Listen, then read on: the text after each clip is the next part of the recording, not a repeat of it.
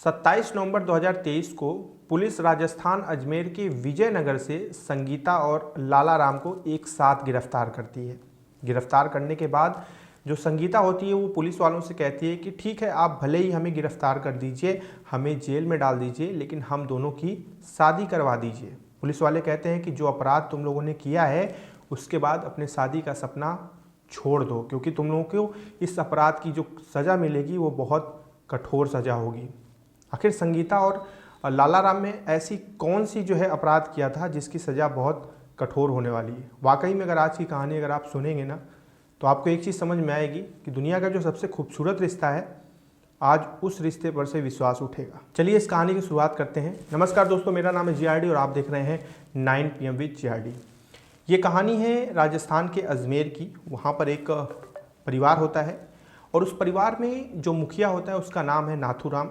नाथूराम की मेहनत मजदूरी का काम था, मतलब कि गर्रा माटी जिसे कहते हैं, भट्ठे पे काम करना या फिर कहीं पे भी एक दिन का जो रोज़गार मिलता है ना, जिसमें ईंटें ढोना, मिट्टी खोदना, कुछ भी मेहनत मजदूरी करना, जिसमें 300-350 रुपये एक दिन की तनख्वाह होती है, उसी रोजी रोटी पर नाथूराम अपने पूरे परिवार को पालता था। अब नाथूराम के परिवार में कौन था? नाथूराम खुद था, उसकी एक पत्नी संगीता थी और नाथूराम का एक बेटा था 8 साल का विशाल। बस इन 3 लोगों का परिवार था और ये 3 लोग परिवार को बड़े खुशी खुशी सारी चीज़ें सही चल रही थी। लेकिन कहते हैं ना कि कब कब किसी की कैसी नज़र लग जाए ये कोई नहीं जानता, और ऐसा ही हुआ। नाथूराम के परिवार को एक बुरी नज़र लगी, और बुरी नज़र लगी नाथूराम के ही मोहल्ले के रहने वाले एक दूसरे लड़के जिसका नाम था लाला राम। लाला राम अक्सर नाथूराम के घर पे आया करता था और नाथूराम की गैर मौजूदगी में नाथूराम की पत्नी संगीता के साथ काफ़ी हंसी मजाक ठिठोलियाँ करता था। ये चीज़ 8 साल का बेटा विशाल देखता रहता था। उसे बुरा भी लगता था कि ये लाला राम मेरी माँ के साथ भद्दे भद्दे मजाक करता है, जो कि अच्छी बात नहीं है, लेकिन वो बच्चा चुप रहता है, वो सारी बातें कुछ भी इधर उधर शेयर नहीं करता। लेकिन हद तो तब होने लगती है जब संगीता और लाला राम के बीच में नज़दीकियाँ बढ़ने लगती हैं। अगर मैं उम्र की बात करूं तो लाला राम की उम्र लगभग 22 साल और संगीता की उम्र लगभग 38 साल। काफ़ी गैप था इनकी उम्र में, काफ़ी जो है रिक्तियाँ थीं, लेकिन इसके बावजूद भी इन्हें कोई फ़र्क नहीं पड़ता था। देखा जाए तो लाला राम के जो है मोहल्ले के पद के हिसाब से संगीता उसकी भाभी लगती थी, और व्यवसाय की बात करें तो लाला राम भी रोजी रोटी के लिए वही मेहनत मजदूरी करता था जैसे नाथूराम करता था। लेकिन इनकी नज़दीकियाँ इतनी ज़्यादा बढ़ने लगीं कि इन्हें लगा कि यार इस नज़दीकियों को अब शारीरिक संबंध में तब्दील कर देना चाहिए। लेकिन वो संगीता ये चीज़ भूल चुकी थी कि उसका एक 8 साल का एक सयान बेटा है। उसके सामने कोई भी चीज़ होगी तो वो उन चीज़ों को परहेज़ नहीं करेगा। लेकिन इस चीज़ से संगीता को कोई फ़र्क नहीं पड़ रहा था। संगीता और लाला राम ने आपस में सही समय देखकर शारीरिक संबंध बनाने शुरू कर दिए, और ये चीज़ 8 साल के बेटे विशाल को पता चल गई, क्योंकि जब भी नाथूराम घर से बाहर रहता था तो 8 साल का बेटा घर में मौजूद होता था, और उसी दौरान लाला राम घर में आ जाता था। जब लाला राम घर में आता था तो कम से कम 2-3 मिनट तक जब ये गंदी हरकतें करते थे तो इन्हें कोई फ़र्क नहीं पड़ता था कि 8 साल का बेटा विशाल सारी चीज़ देख रहा है। फिर इन्हें लगता था कि अब उसे भगा देना चाहिए, तो उसे भगा देते थे बाहर कि तुम बाहर जाओ, कुछ देर बाद आना, जब बुलाएंगे तभी आना। और वो विशाल बाहर चला जाता था। उसे समझ में आने लगा कि उसकी माँ उसको पिता को धोखा दे रही है, उसकी माँ उसके पिता की गैर मौजूदगी में कुछ ऐसे अनैतिक कार्य कर रही है जो नहीं करना चाहिए। और इस चीज़ को लेकर विशाल अपने पिता नाथूराम के वापस लौटने के बाद उन्हें सारी बातें बता देता है कि आपके जाने के बाद लाला राम घर पे आते हैं और माँ के साथ वो गंदी गंदी हरकतें करते हैं। ये दोनों लोग दरवाज़ा बंद कर लेते हैं, अंदर ये पता नहीं क्या करते हैं। ये चीज़ जब नाथूराम को पता चलती है तो नाथूराम का खून खौल जाता है। वो संगीता को तुरंत मारने पीटने लगता है और संगीता भी उसे मारपीट में अपनी भागीदारी देने लगती है। मतलब ये था कि इनके बीच में ऐसा नहीं था कि नाथूराम संगीता को मारे और संगीता सारी मार सहन कर ले। दोनों में मारपीट हो जाती थी। अगर नाथूराम मारता था तो संगीता भी मारने लगती थी। मारपीट होने के बाद फिर आपस में समझौता करते हैं दोनों, और कोशिश करते हैं नाथूराम इस चीज़ को कि अब ऐसी कोई भी घटना ना घटे। वो हिदायत देते हैं संगीता को कि तुम्हारा एक बच्चा है, तुम्हारा परिवार है, हम हैं, इसलिए इस तरह की कोई भी वारदात अब दोबारा नहीं होनी चाहिए। नाथूराम का विश्वास तो ऑलरेडी डगमगा चुका था संगीता के ऊपर से, लेकिन फिर भी एक परिवार का मुंह देखना, अपने बेटे का मुंह देखना, ये नाथूराम की पहली प्राथमिकता थी, जिसकी वजह से वो कुछ आगे नहीं कर सका। लेकिन संगीता और लालाराम का जो प्रेम प्रसंग था ये थमने का नाम नहीं लिया। संगीता को कोई फर्क नहीं पड़ा कि उसके पति को सारी सच्चाई पता चल गई, उसके पति ने उसके साथ मारपीट की, उसे कोई फर्क नहीं पड़ा। बल्कि उसके दिमाग में तो ये आया कि अब तो पता चल ही गया है, तो अब अगर आगे भी पता चलता रहेगा तो क्या होगा, बहुत होगा तो मारपीट होगी बस, और क्या होगा।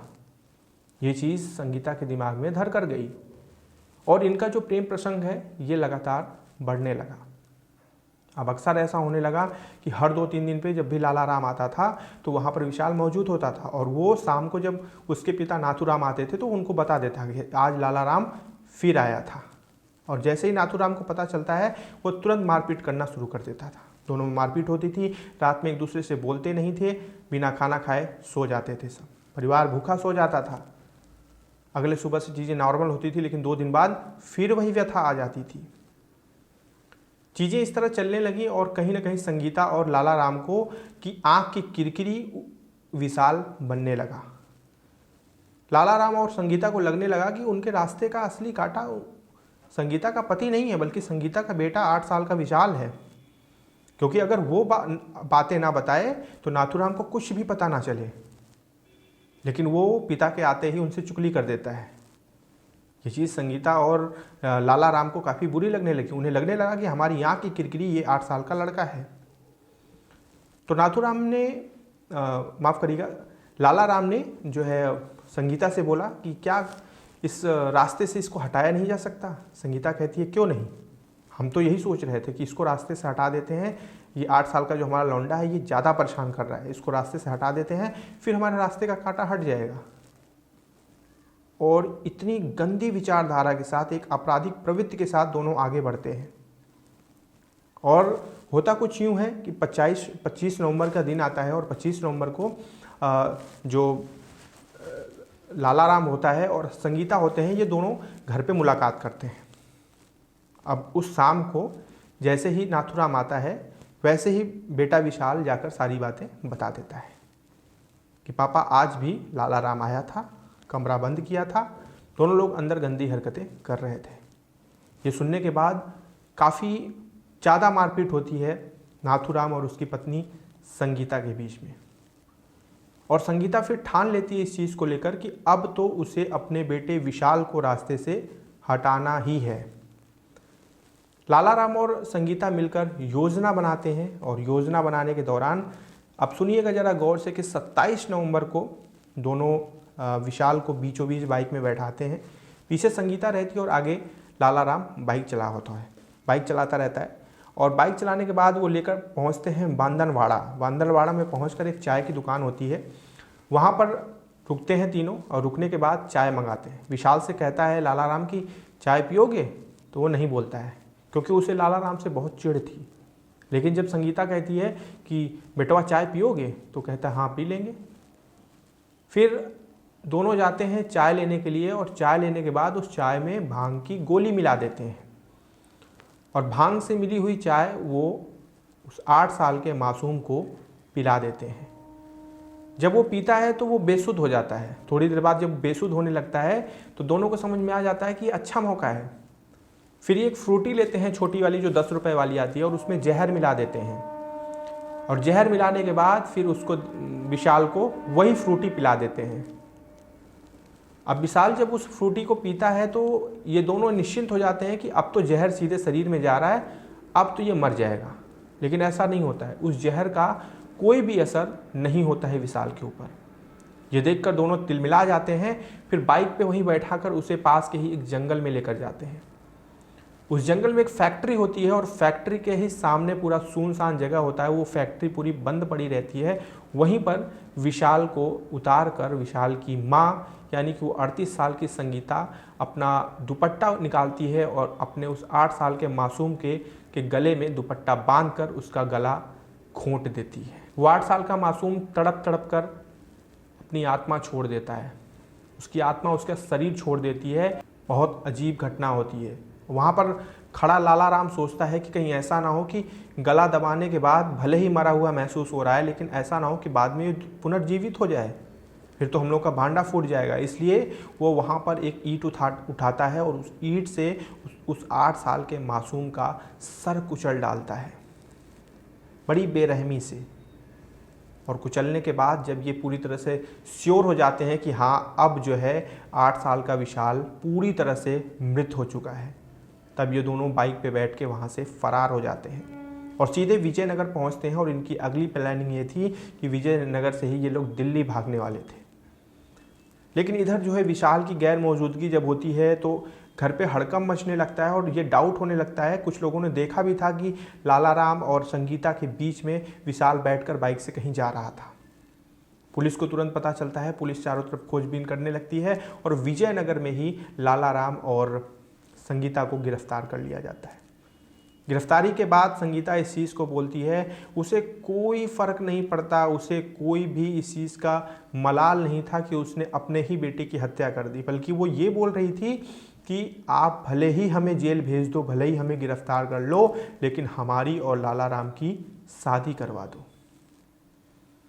इस कदर बेरहम माँ। अब आप ही बताइए, मैंने कहा था कि आज उस रिश्ते पर से विश्वास डगमगाएगा जो दुनिया का सबसे खूबसूरत रिश्ता है, माँ और बेटे का। क्या कहना चाहेंगे आप कमेंट करके बताइएगा। यही थी आज की घटना। कल हम फिर से मिलेंगे आपको एक नई घटना के साथ। तब तक आप अपना ध्यान रखें और जहाँ भी रहें सुरक्षित रहें। जय हिंद।